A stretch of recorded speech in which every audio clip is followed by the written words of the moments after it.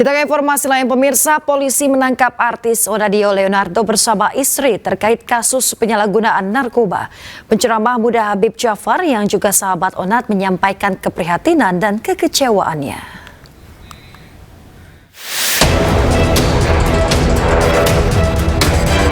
Satres Narkoba Polres Metro Jakarta Barat menangkap artis Leonardo Arya atau yang kerap disapa Onadio Leonardo terkait kasus penyalahgunaan narkoba. Ona ditangkap di sebuah perumahan di kawasan Ciputat Timur, Kota Tangerang Selatan bersama istrinya Baby Leonardo alias Baby Priscilia pada Rabu malam. Sementara satu orang lain ditangkap di kawasan Sunter Tanjung Priok, Jakarta Utara. Polisi menyita barang bukti ganja dari penangkapan tersebut, sedangkan barang bukti ekstasi sudah habis digunakan. Hingga saat ini polisi masih melakukan pemeriksaan intensif terhadap Onat dan dua tersangka lainnya. Ekstasinya sudah habis karena diduga dipakai. Yang ditemukan hanya ada beberapa sisa ganja di dalam plastik. Ya, ini masih terus dikembangkan. Ini baru saja diamankan oleh rekan-rekan dari Reserse Narkoba Polres Metro Jakarta Barat. Menanggapi penangkapan Onat, penceramah muda Habib Hussein Jafar Al-Hadar atau akrab disapa Habib Jafar menyampaikan keprihatinan dan kekecewaannya.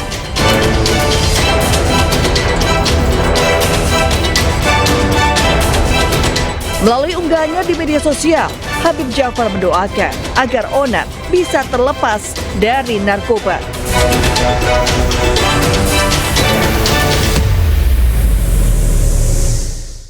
Pemirsa, ratusan rumah di 8 RT di Ulu Jami, Pesanggerahan, Jakarta Selatan terendam banjir setinggi 1 meter. Banjir di lokasi ini disebabkan luapan air dari kali penghubung Pesanggerahan yang mengalami kenaikan debit air pasca hujan deras yang melanda Jakarta pada malam tadi. Kali penghubung ini ya? Banjir kembali dirasakan ratusan warga yang bermukim di kawasan Ulu Jami, Pesanggerahan, Jakarta Selatan, Jumat malam.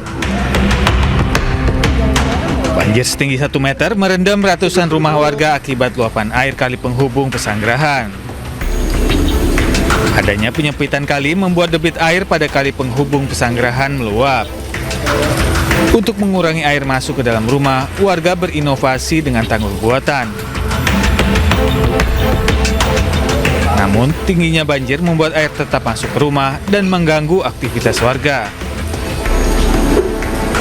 Ini banjirnya bukan sebulan sekali, tapi seminggu 3 kali, bisa 4 kali. Setiap hujan sedikit aja pasti banjir. Saya pikir masalah kali ya.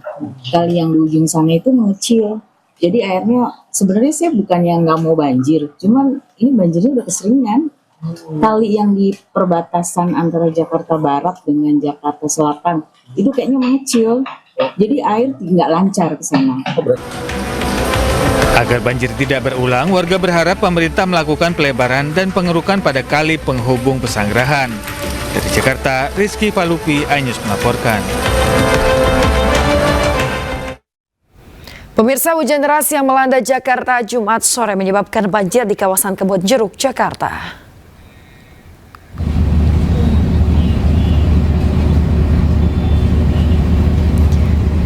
Pemirsa, inilah kondisi di Jalan Panjang Kebon Jeruk, Jakarta pada Jumat malam.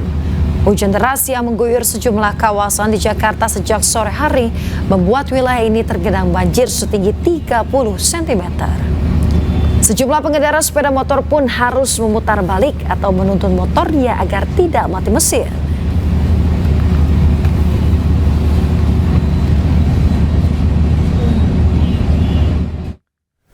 Sementara banjir melanda permukiman warga di Jalan SD Cipulir, Kebayoran Lama, Jakarta Selatan pada Jumat malam.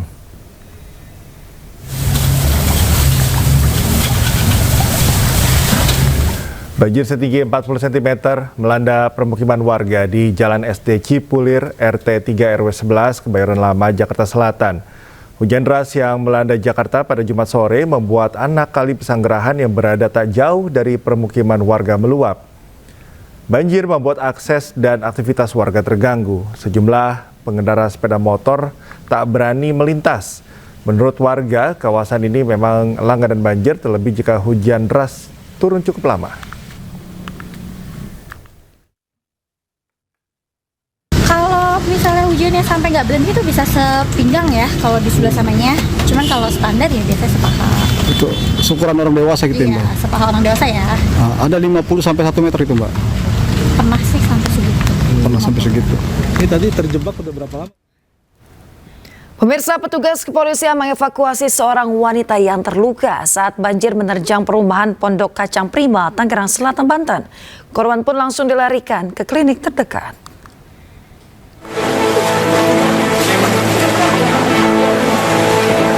Brimob Polda Metro Jaya mengevakuasi seorang wanita yang terluka akibat terkena pecahan kaca saat banjir merendam perumahan Pondok Kacang Prima, Tangerang Selatan, Banten.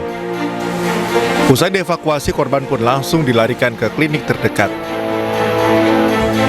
Meski perlahan mulai surut, namun banjir hingga setinggi 70 cm masih mengenangi area perumahan.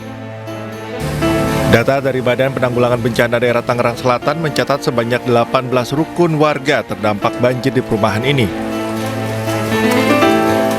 Kakinya terkena beling dan masih pendarahan. Pas kami juga bawa tuh masih pendarahan kakinya, makanya segera dibawa ke klinik. Dan memang lewat di sini juga arusnya deras. Sementara itu, warga berharap kepada pemerintah untuk segera memperbaiki tanggul yang jebol agar rumahnya tidak terendam banjir. Dari Tangerang Selatan, Banten, Nunung Purnomo, iNews melaporkan. Hujan lebat disertai angin melanda Tangerang dan menghebohkan warga.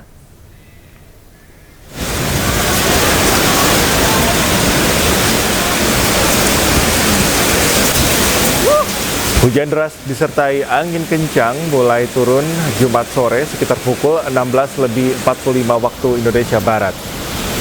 Sementara hujan es batu turun 15 menit setelahnya.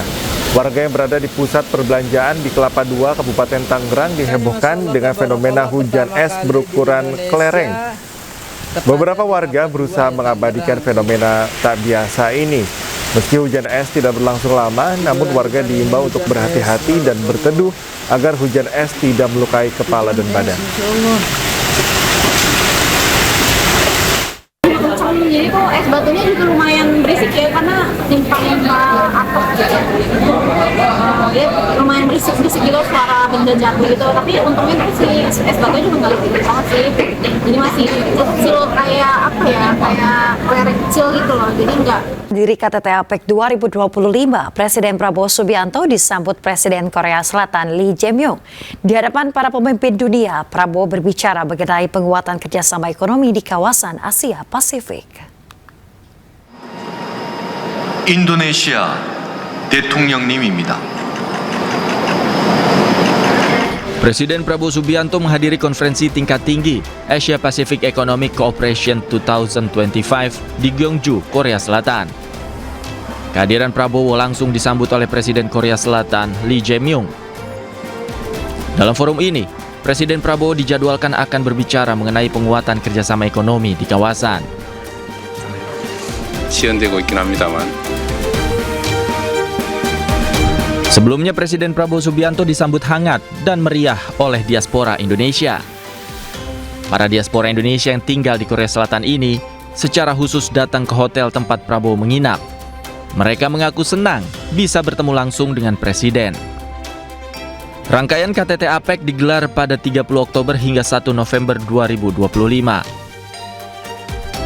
Untuk aku sih berharapnya Pak Prabowo bisa membawa Indonesia lagi untuk maju lagi ya. Semoga harapannya dengan 4 tahun lagi Pak Prabowo memimpin Indonesia ini bisa membuat masyarakat lebih sejahtera. Konferensi ini dihadiri para pemimpin ekonomi anggota APEC untuk membahas arah kebijakan strategis di kawasan Asia Pasifik. Tim Liputan iNews melaporkan.